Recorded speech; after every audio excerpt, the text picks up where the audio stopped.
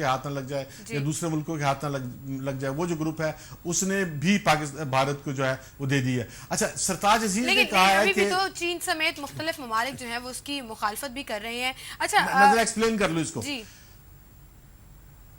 سرتاج عزیز نے کہا ہے کہ امریکہ کو جب ضرورت پڑتی ہے ہماری تو وہ ہمارے ساتھ دوستی کر لیتا ہے، اور جب ضرورت نہیں پڑتی ہے تو وہ ہمیں چھوڑ کے چلا جاتا ہے اور یا منہ پھیر لیتا ہے۔ اور پھر اس نے کہا کہ سرتاج عزیز نے یہ بھی کہا کہ پاکستان کی اب بھی جو ہے اہمیت موجود ہے افغانستان کے حوالے سے۔ اچھا، یہ بہت بڑی واضح سی بات ہے کہ امریکہ جو ہے وہ فرد کا نام نہیں، ایک سٹیٹ ہے، اور سٹیٹ جو ہے وہ یاری دوستی شرم و حیا کے معاملات میں نہیں پھنسی ہوتی۔ سٹیٹ جو ہے وہ اپنے قومی مفادات دیکھتی ہے اور یہ سٹیٹ ہمیشہ کرتی ہے، اور امریکہ بھی ایسے ہی کرتا ہے اور پاکستان کو بھی ایسے ہی کرنا چاہیے، اور ہمیں ایسے ہی سوچنا چاہیے کہ یہاں پر کوئی غیرت کا یا کوئی دوستی کا یا شرم کا، حیا کا یا جذبات کا کوئی تعلق نہیں ہوتا، یہ مفادات کی جنگ ہوتی ہے۔ تو ہمیں مفادات کے لیے تیار رہنا چاہیے تھا، لیکن اب صورتحال جو ہے وہ خاصی گمبھیر ہو گئی ہے۔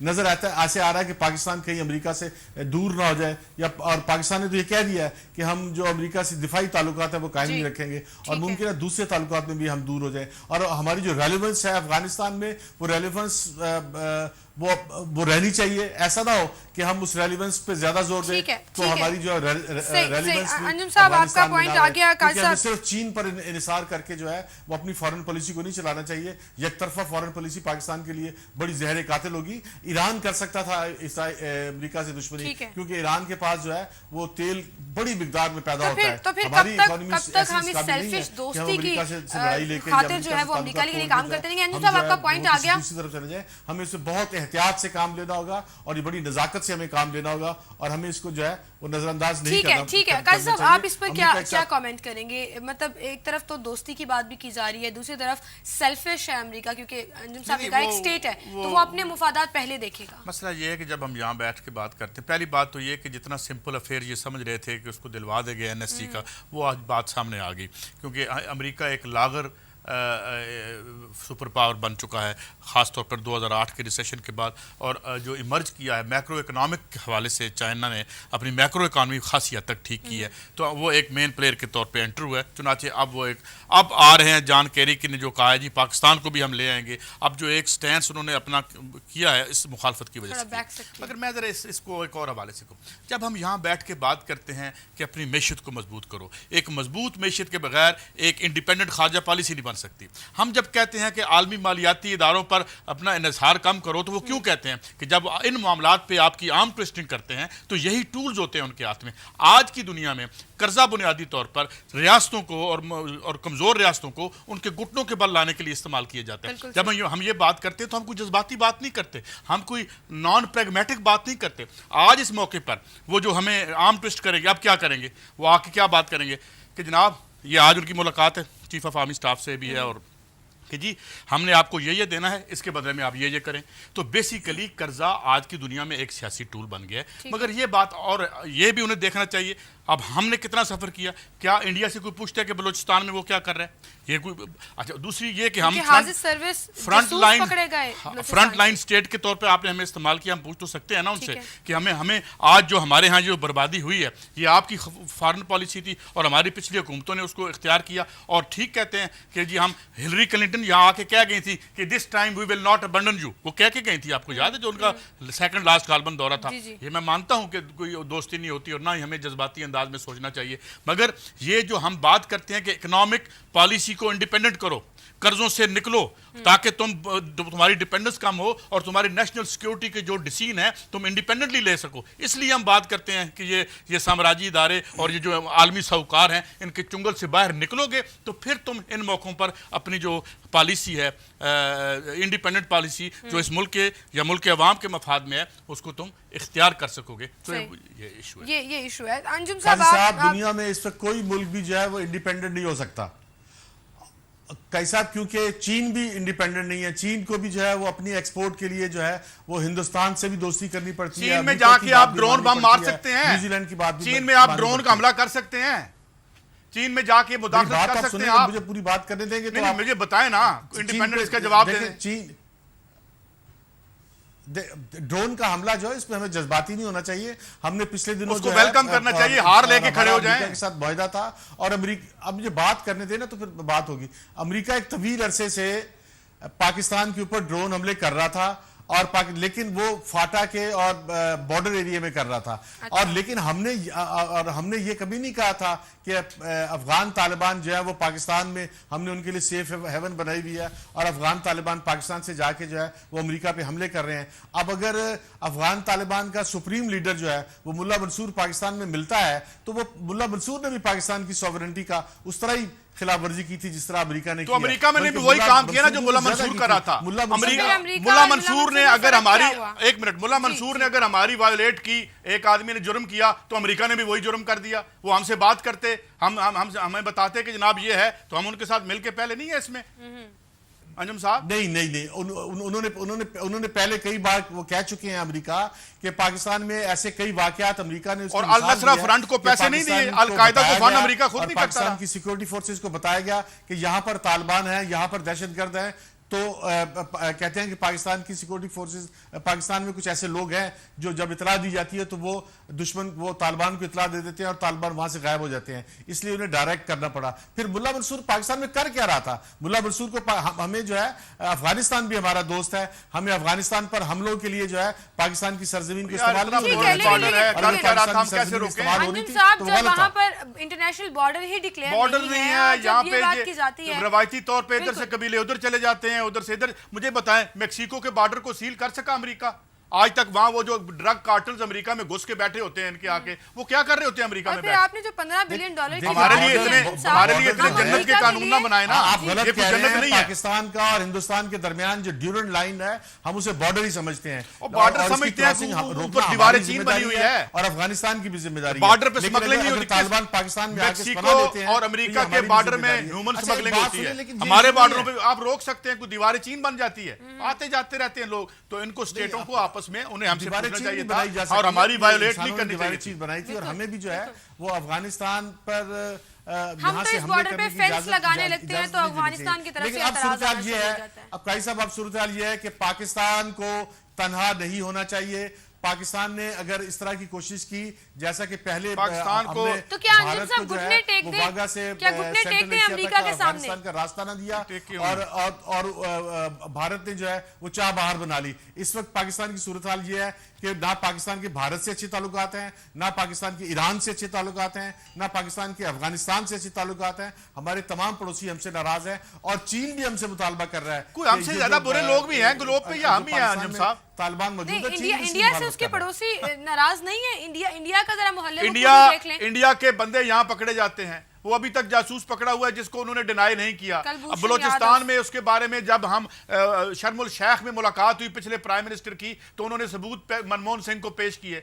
वही करते हैं, वही कहानियां हैं। हम खामखा सिंगल आउट कर लेते हैं। ISI को वो नया काम करती है जो CIA ने नहीं किया। CIA फलायामा के काम करती है, खाद जो है वो शजरकारी की मुहिम करती है। तो ये रियासतों के दरमियान ऐसे ही है। I think we should stay away from this narrative कि सारा जुर्म यहाँ पैदा होता है, यहाँ खराबियां हैं, हम इन खराबियों के खिलाफ पॉलिटिकली भी लड़ते रहे हैं, आइंदा भी लड़ेंगे, लेकिन हम उनकी बंदूक सर पे रख लें, उनकी बंदूक मोढ़े पे रख लें, अपने कंधे पे रख लें चलाने के लिए। एक रियासत है जी, और रियासत को रियासत के तौर पर बिहेव करना पड़ेगा और रियासत को अपने मफादात का तहफ़्फ़ुज़ करना पड़ेगा। क्या इंडिया रियासत के तौर पर नहीं, जब आपको आके कहते हैं कि हम आपको गारों के जमाने में भेज देंगे, मुझे बताएं, जब अमेरिका आपको कहता है कि हम गारों के जमाने में, वो एक पहलवान नुमा डिप्लोमेट आया था यहाँ पे अमेरिका का, नाम मुझे भूल गया, जिसे बुचरफ है हुंडरस कहते हैं, तो वो आके कहता है आपके परवेज मुशर्रफ को कि हमें ऊपर दो, हम एक सावरन मुल्क में जाके कारपेट बम्बिंग करके जिंदगियां बर्बाद करना चाहते हैं। ये कौन से नेकोकार लोग हैं आप हमें बता रहे हैं? तो मेरे ख्याल में नेकोकार ये प्रेसिडेंट सेट करते हैं, तलाश कर रहे हैं, आप नेक लोग तलाश कर रहे हैं।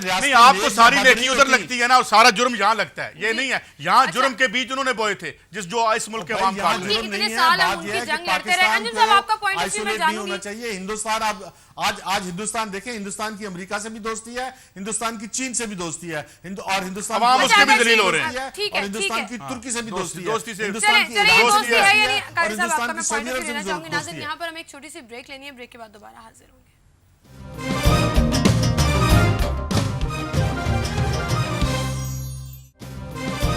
वेलकम बैक नाज़रीन, और मैं अंजुम साहब से एंडिंग कमेंट जरूर लेना चाहूंगी। कुछ बोल रहे थे, मुझे ब्रेक पर जाना था। जी अंजुम साहब, क्या कह रहे थे आप पाक अमेरिका ताल्लुकात पर?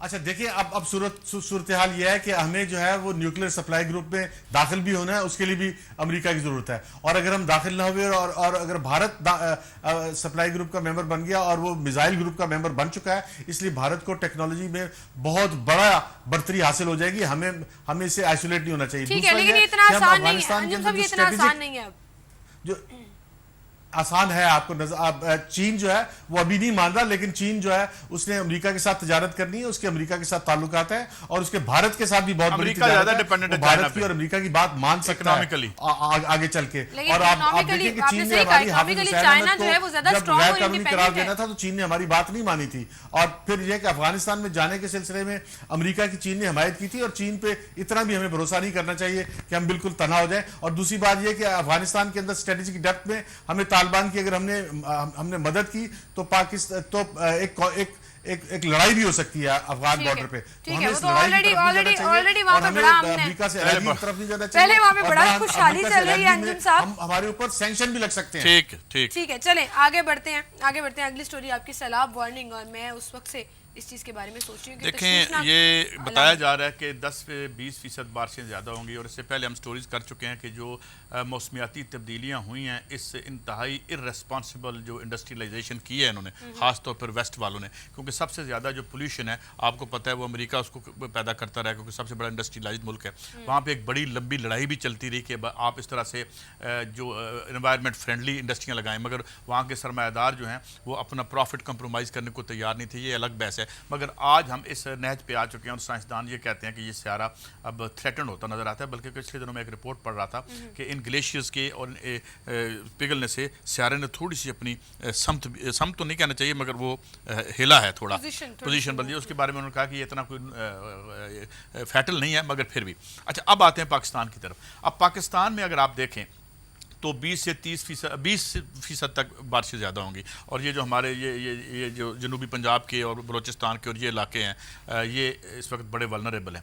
अब मामला ये है कि हर साल 2 साल बाद हम वहीं आके खड़े होते हैं। और एक ऑफिशियल जिसको मैं देख रहा था, रिपोर्ट हुआ कि मेट ऑफिस का ऑफिशियल कहता है कि जिसने अपना नाम बताना जो है वो ज़ाहिर जसारत नहीं कर सकता, उसका कहना है जनाब के वर्ल्ड बैंक ने एक फ़ंड किया था कि जी आप प्लान करें, वो ड्राफ्ट अभी तक मुकम्मल नहीं हुआ। अच्छा। फिर वी विल बी काट अनअवेयर, फिर उसके बाद इस मुल्क में जलावतन जो हो जाएंगे लोग। और फिर आप देखेंगे कि मैं इससे थोड़ा सा और भी कोट कर दूं, 2005 में ज़लज़ला आया था और मैंने देखा कि एक डॉक्टर साहब की मैंने रिपोर्ट देखी जो डॉन में छपी थी, वो उस वक्त उधर थे, 5-6 महीने उन्होंने लोगों का काम किया।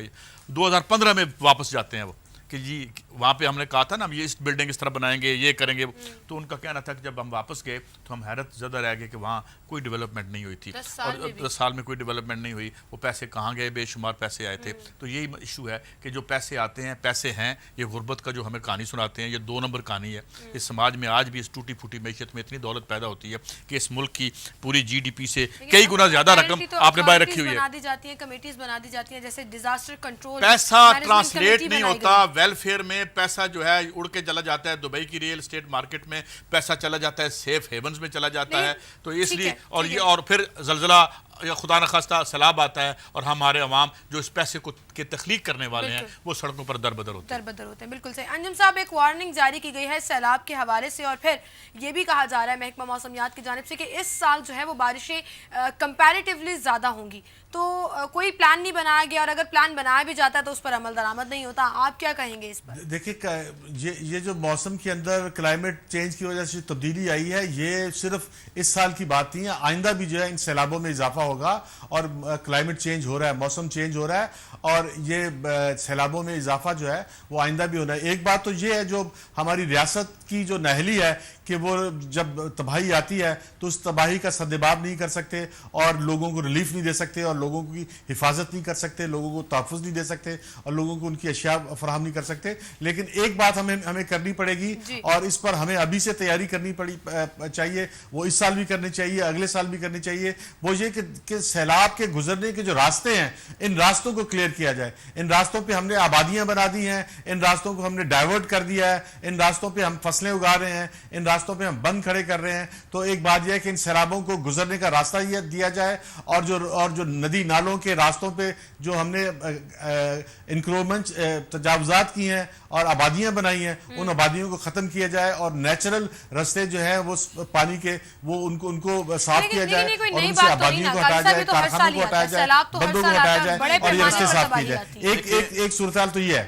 لیکن بنیادی بات یہ دیکھیں امجد صاحب تو اچھا, دوسری بات یہ ہے کہ یہ اس سال کے لیے نہیں ہے, یہ آئندہ کئی سالوں تک اب ایسا ہی رہنا ہے, تو ہمیں اس کے لیے بھی تیار ہونا چاہیے. اور پھر اس سے بھی زیادہ ضروری بات یہ ہے کہ کتنی دہائیاں پہلے تیاری کرنی چاہیے تھی, کیونکہ ہر سال سیلاب آتا ہے. انجم صاحب کی بات سے اختلاف تو ممکن نہیں ہے, لیکن سوال یہ ہے کہ جب آپ یہ کیسے ہوگا بنیادی طور پہ جب یہ جو فائنانس بل پاس ہوا ابھی, اس فائنانس بل میں بیٹھ کے یہ فیصلہ ہوتا ہے کہ امجد صاحب ٹھیک کہتے ہیں کہ ان رستوں سے آبادیوں کو ہٹاؤ جو پانی, ایک بہت بڑا پلان اور منصوبہ چاہیے کہ جس میں پہلے ہم یہ اندازہ لگائیں کہ کون کون سے ایریاز ہیں جہاں سے ہم نے اپنی آبادیوں کو ادھر لے کے جانا ہے. اب یہ آبادیاں جو ہیں وہ دم درود سے تو جا نہیں سکتی, اس کے لیے پیسے چاہیے. وہ پیسوں کی طرف ہم جا کے دیکھتے ہیں تو آگے ایک گورا بیٹھا ہوا ہے, وہ کہتا ہے بھائی ان کو تو چھوڑ دو نا, یہ تو ہمارے ہیں. اس کے بعد ایک اور کارٹل آ جاتے ہیں, کہتے ہیں اوہو یہ تو ہمارے ہیں. جب آخر میں جس طرح ہم نے یہاں سٹوری کی کہ عوام چوتھے نمبر پہ آتے ہیں, پہلے نمبر اگر آپ اپنی معیشت کو جس جگڑ بند میں وہ قید اور مقید ہے اس سے آزاد کر کے اتنے بڑے جو رقم ہے اس کا رخ عوام کی اس فلاح کی طرف نہیں کرتے, تو اس گفتگو سے تو کچھ نہیں ہوگا. مجھے بھی پتا ہے برآبادیوں میں سے بندوں کو ہٹانا ہے, مجھے بھی پتا ہے ہمیں ایک لانگ ٹرم پلاننگ کرنی ہے. اب لانگ ٹرم پلاننگ کیسے ہوگی کہ آپ کے ذرائع پیداوار پر جو لوگ ناجائز قابض ہیں ان سے اس کو واگزار کرائیں اور لوگوں کی آبادیوں اور بستیوں کو تنظیم اور ترتیب سے تشکیل دیں. یہ کرنا پڑے گا. جب ہم اس کی بات کرتے ہیں تو کہتے ہیں نہیں ان کی بات نہ کرنا, ہم تو گلوب میں برباد ہو جائیں گے. یہ جو ولیتی سہوکار آ کے بیٹھے ہوئے ہیں ان سے معاملہ مت کرنا, ہو خرابی ہو جائے گی. اگر آپ یہ ایٹیٹیوڈ رکھیں گے تو میرے خیال میں ایک ڈویلٹی ہے, ہمیں اس ڈویلٹی کو ختم کرنا چاہیے اور بنیادی طور پر مسئلے کو واضح. بات یہ ہے کہ ایسے بے شمار آپ کو پتا ہے کہ جب پچھلے سیلاب آئے تھے تو سندھ میں 3 مہینے تک پانی کھڑا رہا تھا. پنجاب میں جو ہے وہ کئی علاقوں میں جو ہے کئی ہفتے پانی کھڑا رہتا ہے. اب یہ پانی جو کھڑا رہتا ہے وہ تباہی بھی لاتا ہے, بیماریاں بھی لاتا ہے اور بدنظمی بھی لاتا ہے. اگر سیلاب کو گزرنے کا راستہ آپ دیں گے تو سیلاب گزر جائے گا. لیکن سندھ کی سطح بھی ایسی ہے کہ وہاں پانی کے نکلنا مشکل ہوتا ہے, لیکن پانی کو وہاں سے نکالنے کا ابھی سے بندوبست کیا جائے. ورنہ 3-4 مہینے تک پانی کھڑا رہا تو پنجاب میں بھی اسی طرح سے پانی کھڑا رہتا ہے, اس کا بندوبست کرنا پڑے گا. ایک رپورٹ شیئر کرتا ہوں. دوسری بات ہے کہ ہمیں ڈیم بھی بنانے پڑیں گے. اتنا سارا پانی آتا ہے تو اس کو ہمیں سٹوریج کرنا چاہیے. کالا باغ ڈیم ہم اس لیے نہیں بنا سکے کہ ہمارے صوبوں کے درمیان بد اعتمادی ہے. سندھ کالا ڈیم باغ پر بات ہی نہیں سننا چاہتا. آپ بات شروع کرتے ہیں تو مشتل ہو جاتے ہیں اور بات چیت کلوز ہو جاتی ہے. خیبر پختونخوا کے لوگ کالا باغ ڈیم پر بات ہی نہیں کرنا چاہتے. اس کی وجہ یہ ہے کہ بد اعتمادی ہے پنجاب کے خلاف, اور وہ یہ بد اعتمادی جو ہے یہ ہمیں دور کرنی چاہیے اور ہمیں ڈائیلاگ کے راستے کھولنا چاہیے, ان کی بات سمجھنی چاہیے. سندھ کے لوگوں یہ بتانا چاہ رہا تھا کہ 2010 کے سیلاب میں کہتے ہیں کہ یہ جو پانی ہے بیسیکلی یہ دولت ہے, اور یہ جو کلین واٹر آتا ہے یہ پانی بارش کا, اس کی تقریباً اس وقت میں انہوں نے بتایا گیا کہ یہ $100 ارب اس کی مالیت تھی اگر ہم اسے ہارنس کر لیتے. اور تقریباً کتنے ارب ڈالر کا وہ نقصان کر کے دریاؤں میں چلا گیا. یعنی اس کو یہ کہتے ہیں ڈیم بنانا چاہیے. میں پھر وہی کہتا ہوں ڈیم بنانے کے لیے پیسے چاہیے. پیسے کدھر ہیں؟ پیسے کس کے پاس ہیں؟ اس ملک کے دیکھیں بد اعتمادی ہے, یہ ہے وہ اپنی جگہ پہ یہ بات ہے. پہلی بات تو پیسے کدھر ہیں؟ ڈیم بنانا پڑے پھر چلے جائیں گے IMF کے پاس درخواست لکھ کے ہمیں پیسے دو. بات یہ ہے کہ یہاں آپ کو اپنے وسائل کو باگزار کرانا پڑے گا, ان کو دوبارہ سے عوام کے حق میں ان کو استعمال کرنا پڑے گا. اس کے لیے I think it requires a lot of effort. ٹھیک ہے, وہ ایفرٹ جو ہے وہ کرنے کے لیے نیت بھی چاہیے ہوگی, ظاہری سی بات ہے. اچھا آگے بڑھتے ہیں. اگلی سٹوری کی طرف میں جانا چاہوں گی، آپ ہی کی سٹوری نہیں انجم صاحب کی لے لیں، سینٹ پہلے لے لیں میرے خیال سے، کیونکہ اس کے ساتھ لنک بھی کرتی ہے منصوبوں کے. اچھا انجم صاحب، یہ سینٹ کی بڑی انٹرسٹنگ سٹوری ہے. یہ میں آج دیکھ رہا تھا کہ سینٹ کی جو ممبرز ہیں اسٹیٹ فنکشنل کمیٹی کے، انہوں نے لیس ڈیولپڈ ایریاز کی اسکیمز کے بارے میں بلایا، اور وہاں پہ چیف انجینئر PAWD صفدر علی صاحب تشریف لے گئے، اور انہوں نے ہمیں بڑی اچھی باتیں بتائیں.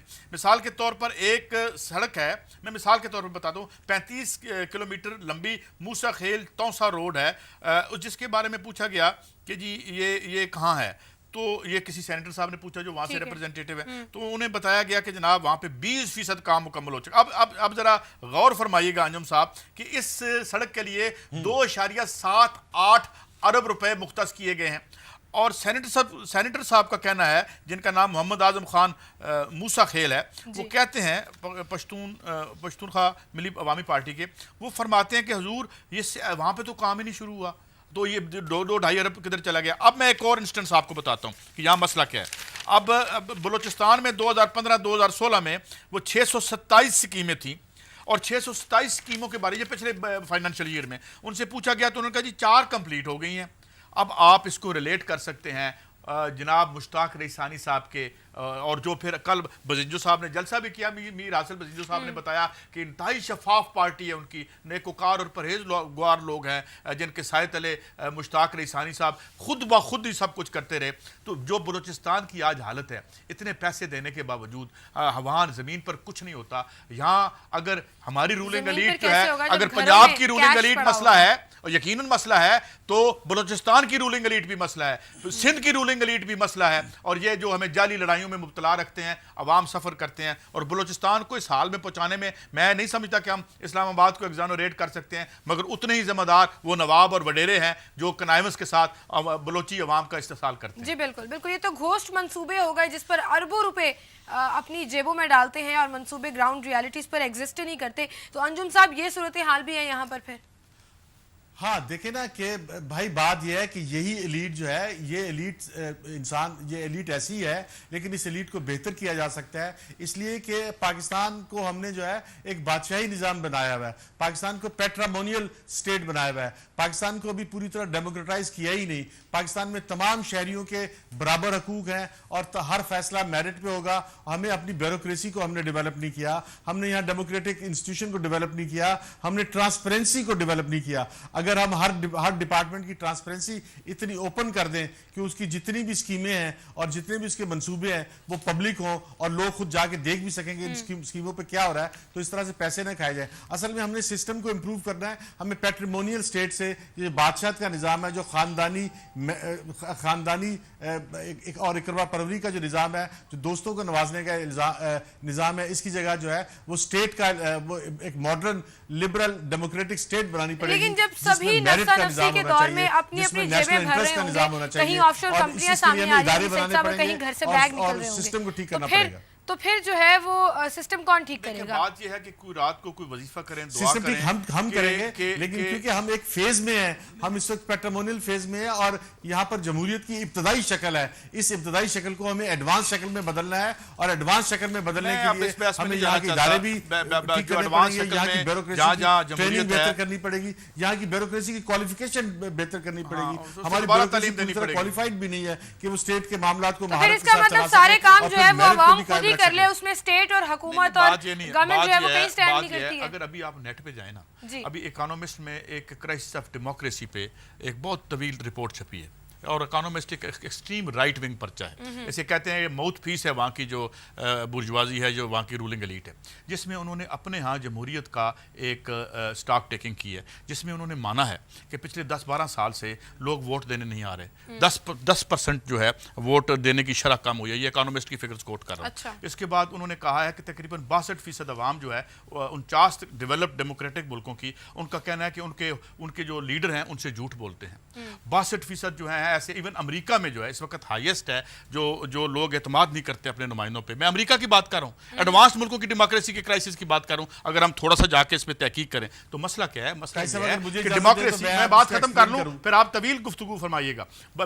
بات یہ ہے کہ یہاں پہ ایک ٹائنی ایلیٹ نے ان انسٹیٹیوشنز کو ٹیک اوور کر لیا ہے. یہ جو ادارے بنائے گئے تھے عوام کے اور فلاح عامہ کے لیے, وہ ربر سٹیمپس بن گئی ہیں ان کے حق میں قانون بننے کے لیے, امریکہ سے لے کے ہر جگہ تک. تو ڈیموکریسی کے بارے میں یہ میں نہیں لکھ رہا, ابھی تھوڑی سی کوشش کر کے اکانومسٹ کھول لیں کہ جو انٹائی ایکسٹریم رائٹ ونگ رجتی پرچہ ہے وہ خود ہی اپنے سیلف کرٹیسزم میں تسلیم کر رہا ہے کہ ڈیموکریسی کو ڈسکریڈٹ کر دیا کیونکہ جو ریگولیٹر تھے وہ پوڈل بن گئے, لیپ ڈاگ بن گئے, جس کی وجہ سے 2008 کا ریسیشن آیا اور آج لوگ ویسٹ میں شک شبے سے دیکھ رہے ہیں اپنے حکمرانوں کو. یہ میں نے سروے نہیں کیا, اکانومسٹ نے کیا ہے. ٹھیک ہے انجم صاحب, آپ کا پوائنٹ آف ویو اس پر سنیں گے. مجھے ایک چھوٹی سی بریک لینی ہے یہاں پر. پہلے مجھے بریک لینی ہے کہ عوام کا وہ حصہ جو الیکشن میں حصہ نہیں لیتا, عوام کا وہ حصہ جو پاکستانی پالیٹکس میں حصہ نہیں لیتا, بریک کے بعد دوبارہ حاضر ہوں گے. جو پاکستان کے معاملات کو ٹھیک کر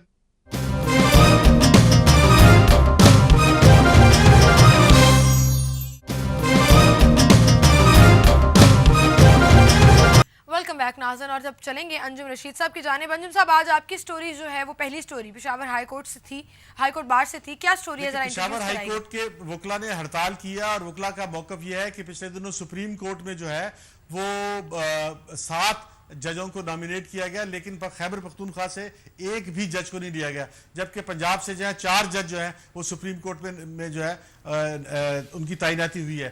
یہ خیبر پختونخوا بار کونسل نے اور پشاور ہائی کورٹ بار نے اس پہ اعتراض کیا ہے کہ خیبر پختونخوا کے ساتھ جو ہے وہ امتیازی سلوک ہو رہا ہے.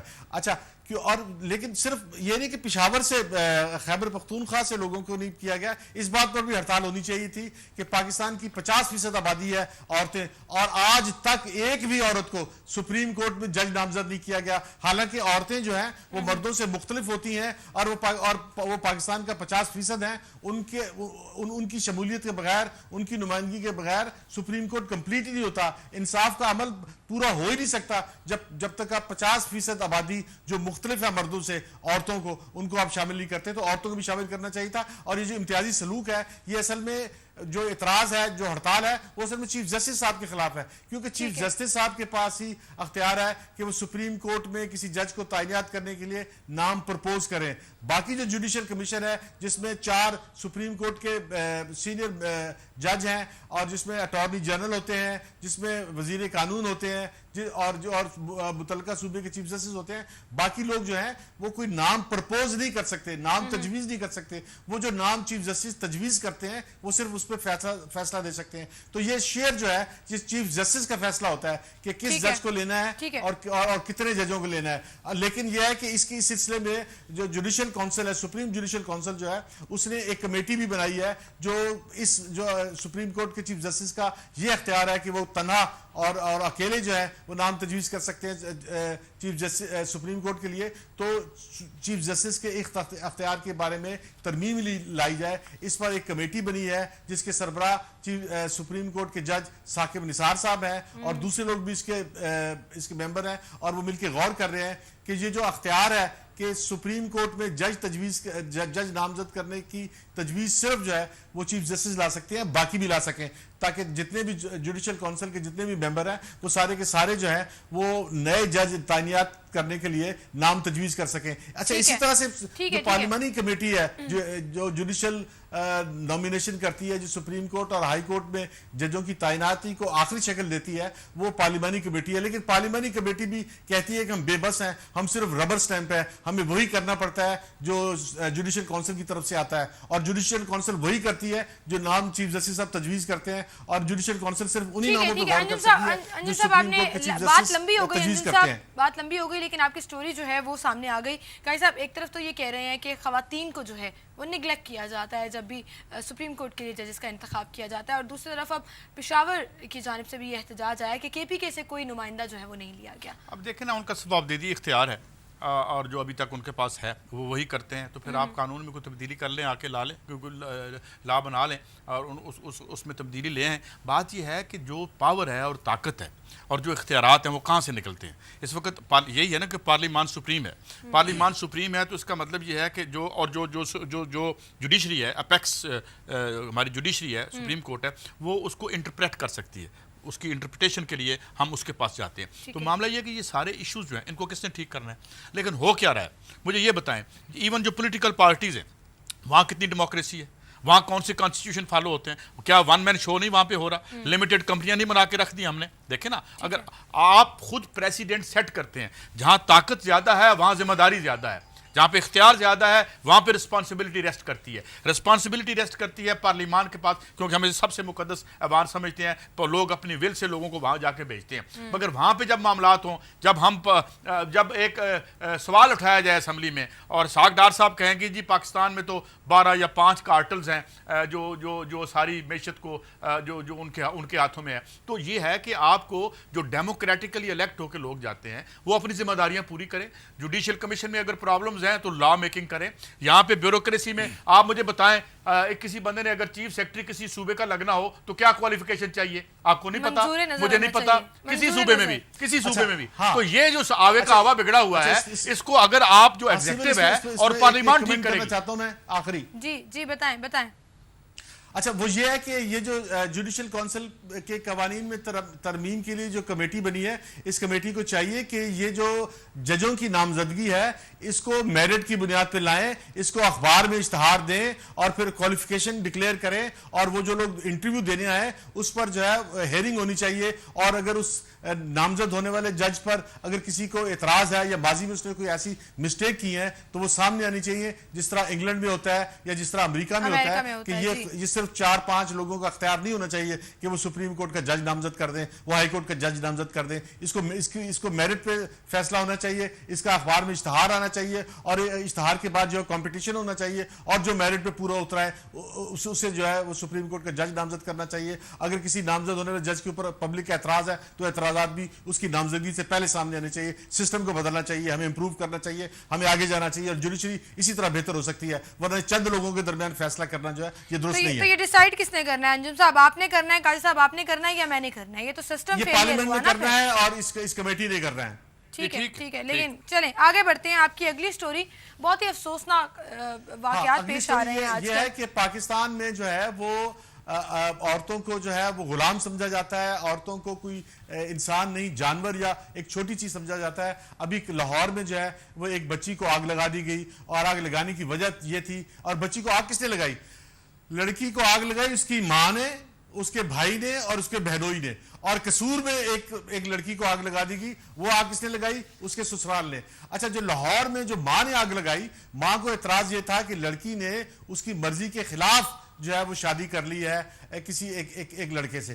اچھا، اب مسئلہ یہ کہ یہ عورتوں کو انسان سمجھتے نہیں، اگر انسان سمجھیں تو لڑکیاں بھی جو ہیں وہ اختلاف رائے کر سکتی ہیں، لڑکیاں بھی اپنی زندگی کے بارے میں فیصلہ کر سکتی ہیں، لیکن اس فیصلے پہ اتنا مشتعل ہونے کی کیا ضرورت ہے؟ اصل میں یہ لڑکی کو اپنی پراپرٹی سمجھتے ہیں، لڑکی کو اپنی عزت سمجھتے ہیں، یہ لڑکی کو ایک جانور سمجھتے ہیں، یہ لڑکی کو غلام سمجھتے ہیں کہ وہ ان کی مرضی کے خلاف فیصلہ نہ کرے۔ اگر لڑکی ان کی مرضی کے خلاف فیصلہ کر لے تو یہ سمجھتے ہیں کہ ان کی شان میں توہین ہو گئی اور یہ چھوٹے ہو گئے، کیونکہ ان کا اپنا غلام ان کی بات نہیں مانتا، ان کا اپنا جانور ان کی بات نہیں مانتا، ان کی اپنی شہد ان کی بات نہیں مانتی۔ اگر لڑکی کو بیٹی سمجھے تو پھر ایسی بات نہ ہو۔ بیٹی جو ہے اختلاف رائے کر سکتی ہے، اور اختلاف رائے کا احترام بھی ہونا چاہیے، اسے کنونس بھی کرنا چاہیے، لیکن اختلاف رائے پہ جو ہے وہ آگ لگا دینا یہ بڑی زیادتی ہے۔ بڑھ چکی ہے کہ ہر سال تعداد بڑھتی جا رہی ہے۔ ابھی مری میں بھی ایک واقعہ پیش آیا تھا، اس سے قبل بھی خیبر پختونخوا سے ایسے واقعات ہوئے، اب پنجاب میں بھی 2 دن پہلے زینت 17 سالہ جو لاہور میں جس کو ماں نے جلایا، اور پھر اب نادیہ جسے سسرالیوں نے جلا دیا۔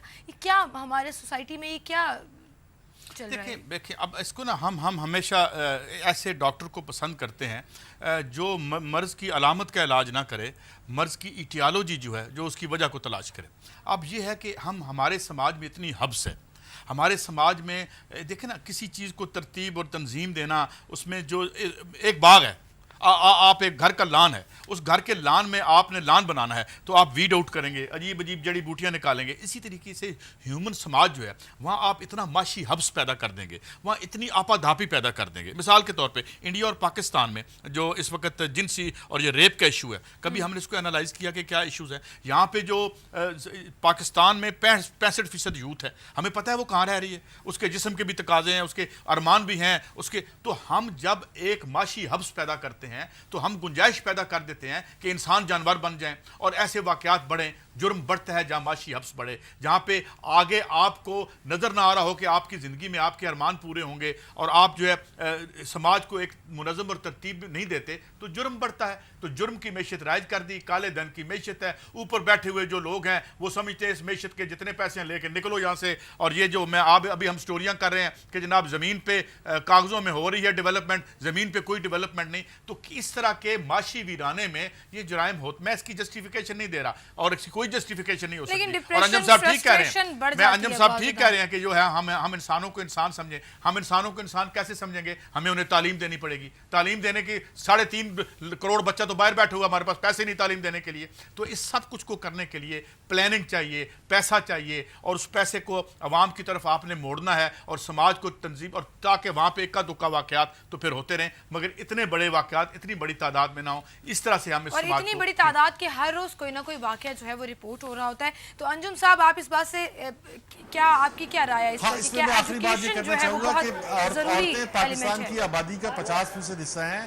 اگر 50% حصے کو ہم نے ناکارہ بنا دیا, ان کو جانور سمجھا یا ان کو کمتر انسان سمجھا یا ان کو کوئی چیز خریدنے والی کوئی جائیداد سمجھا تو ان کی اہمیت کم ہو جائے گی اور یہ ناکارہ ہو جائیں گی. اگر 50% عورتیں جو ہیں, جو آبادی کا 50% ہیں, اگر ان کو ہم نے ناکارہ کر دیا تو پاکستان کی جو معاشی ترقی ہے وہ بھی آدھی ہو جائے گی. پاکستان کی جو سماجی ترقی ہے وہ بھی آدھی ہو جائے گی. اور جہاں ایک روٹی, جہاں پہ 2 روٹیاں آنی چاہیے وہاں 1 روٹی آئے گی. تو اس میں خواتین پر پابندیاں زیادہ ہیں اور حق کا لفظ استعمال نہیں کیا گیا. ہر طرف سے اس کو سٹریس آؤٹ کرنے کی کوشش کی جا رہی ہوتی ہے. بالکل بہت زیادہ تکلیف میں ہے, اور عورت کی تکلیف میں نے رات کو بھی ایک پروگرام میں یہ بات کی کہ ایون رورل ایریا میں جو ہو رہا ہے, مگر آپ یاد رکھیں جہاں غربت اور ذلت ہوگی وہاں جرم پلے گا, وہاں ایک کالی معیشت بنے گی, وہاں پہ جرم بھی.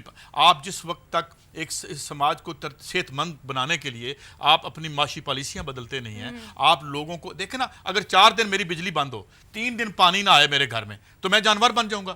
انسان چوتھے فاقے پہ جانور بن جاتا ہے. تو اگر آج ہم تہذیب کے سفر میں یہاں تک پہنچے ہیں, اور مصیبت یہ ہے کہ آج تہذیب کا وہ حاصلات رول بیک ہو رہی ہیں اس غربت اور ذلت, ایک طرف پیسے کی اتباع کی وجہ سے, ایک طرف ذلت کی وجہ سے. عورتیں بھی تو اسی سوسائٹی میں رہتی ہیں, وہ بھی اتنی ہی فرسٹریشن اور ڈپریشن کا شکار ہیں, لیکن پھر یہ ظلم یہ آگ عورت نے لگائی ہے اپنی بیٹی کو. یہ آگ جو لگی ہے اس کی ماں بھی بیچ میں تھی, کنائمس میں, لیکن اس کا بھائی اور بہنوئی بھی, بہن اور بھائی بھی تھے, مگر حیرت کی بات یہ کہ ماں بھی تھی. ہاں عورت نے ضرور لگائی ہے, لیکن یہ معاشرہ مردوں کا معاشرہ ہے اور مردوں کے معاشرے میں مردوں کی طرف سے دباؤ ہے. اچھا سیمل, آپ کو پتا ہے کہ جب یہ جب آگ لگائی ہے انہوں نے, اور جب یہ عورت کو بات نہ ماننے پہ قتل کرتے ہیں تو محلہ خوش ہوتا ہے, محلہ آ کے مبارکباد دیتا ہے. کوئی سروے نہیں ہوا ویسے اس حوالے سے, نہ ہی ریفرینڈم ہوا ہے, لیکن ایک جنرل تھنک ہے کہ میرا نہیں خیال عورت کو جو ہے وہ ہمیشہ دبایا جاتا ہے. ایسی بات نہیں ہے, جرم ہے یہاں پہ, ہر جگہ پہ ہے. امریکہ میں اس وقت دنیا میں سب سے زیادہ جرم